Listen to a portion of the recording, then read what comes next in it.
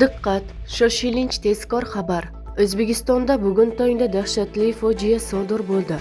Assalomu alaykum hurmatli tomoshabin.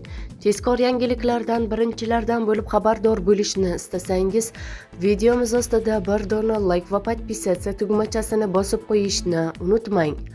Toshkentdagi domda yong'in chiqdi.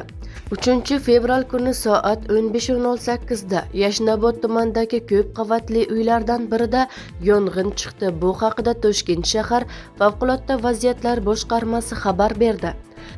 Qayd etilishicha, Bo'tkina ko'chasida joylashgan ko'p qavatli uy xonadonlarining birida yong'in sodir bo'lganligi haqidagi xabarga ko'ra, yong'in qutqaruv ekipajlari soat 15:21 da voqea joyiga yetib borib, yong'in soat 15:30 da qurshab olingan va soat 15:34 da o'chirilgan.